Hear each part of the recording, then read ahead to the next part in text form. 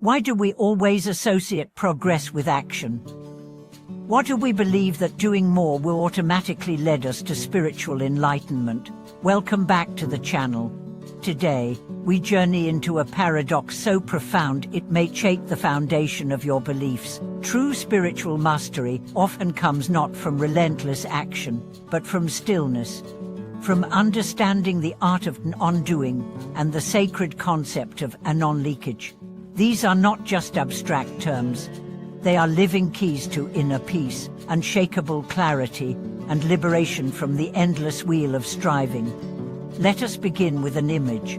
Picture a vast mountain lake, calm, undisturbed, reflecting the sky so perfectly that it becomes indistinguishable from it. This lake does not strive to be still, it simply rests in its nature. Now imagine a person caught in the storm of modern life, chasing achievements, checking spiritual boxes, chanting, meditating, fasting, donating not out of joy, but compulsion. Which of these two is closer to truth? In the teachings of the great spiritual sage, Venerable Master Zuyan, we are reminded again and again, doing is important, but only as a path to understanding non-doing. And that understanding is where real transformation begins. He once said, to sit quietly for a moment is greater than building temples with treasures, not because the external act is without value, but because the inner silence births the only kind of purity that transcends time and karma. When we are beginners on the path, we cling to the form, we bow, we chant, we light incense. These rituals are scaffolding for an inner structure that has not yet taken shape, but eventually, the scaffolding must fall away. Otherwise, we confuse activity for awakening. There's a deep danger in spiritual businessins. It tricks us into thinking we are growing, when in fact, we may simply be distracting ourselves from the real work, the work of dissolving the ego, of sitting with our own shadows, of doing nothing with full awareness. So what is non-doing? It's not laziness. It's not irresponsibility. Non-doing is the state where your actions are no longer driven by craving or fear. You do not rush into the world to fix it or fix yourself. You allow yourself to be. You surrender to the intelligence of existence. You move only when moved from stillness. A master once told his student, "You are too eager to become. Stop and ask, who is this that wants to become? And what if you already are?" This is the wisdom of non-doing. It asks you to peel back the layers of self-improvement and see what has always been whole beneath. And then, there is non-leakage. What leaks out of us? Attention, energy, intention. Every time we indulge a stray thought, chase a distraction, or speak without awareness, we leak. Our spiritual container, meant to hold light, becomes filled with holes. We try to pour more in, more mantras, more books, more effort, but it all spills out, because we've never learned to seal the vessel. Non-leakage is learning to guard your mind like a sacred temple, not to repress, but to refine, not to ignore life, but to live from the center of it.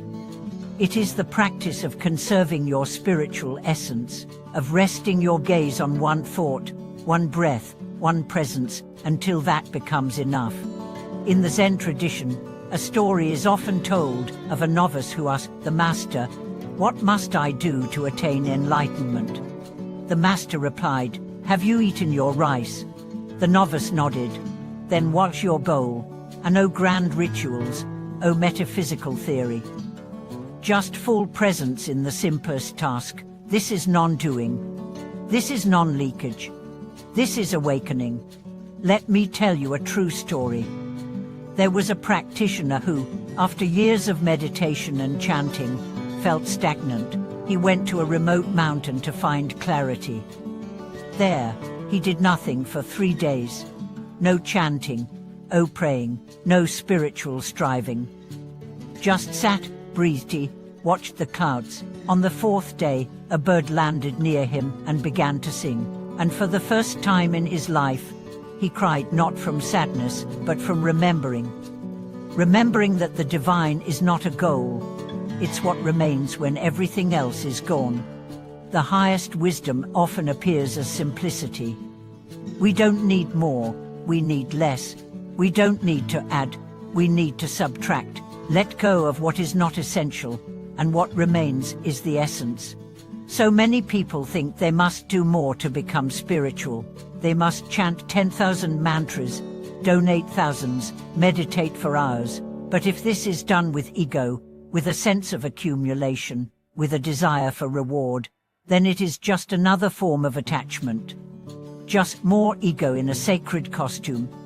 Venerable Zhuyan once said, "Even a grain of dust can blot the view of the moon." Her thought, a desire, a clinging to identity. Even in the name of spirituality, these are dust, and non-doing is the cloth that wipes the mirror clean.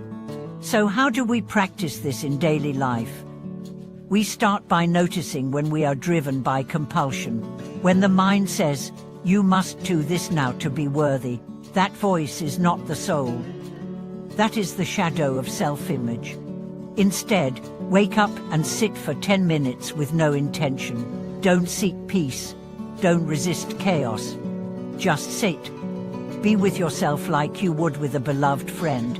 Then carry that presence into brushing your teeth, making breakfast, answering emails. Nothing needs to change except the how of your being. Eventually, even action becomes part of non-doing. You walk, not because you should, but because walking happens. You speak, not to manipulate, but to express truth. You love, not to bind, but to bless. You become an instrument played by the universe. That is the ultimate goal, to be played like a flute by divine breath. Empty, hollow, resonant. Nothing more, nothing less. This path is not about renunciation of life. It's about renunciation of illusion. You can work, parent, create, love, all without ego, all without leaking your soul in the process, all in the stillness that sees through form into essence. When your inner cup is full, not from action, but from presence, everything you do becomes sacred. Every breath becomes prayer. Every silence becomes symphony. Every moment becomes temple. So, stop, breathe. Close your eyes and ask not, "What must I do?" but, "What must I become?" Let the silence answer. Thank you for watching this video. If the message of non-doing and inner stillness speaks to your heart, share your reflections below. Tell us how you found peace in the simple, in the silent, in the still.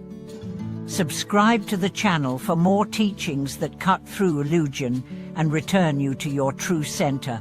And if you found value here, like the video and help others find the way home. The next article will begin now.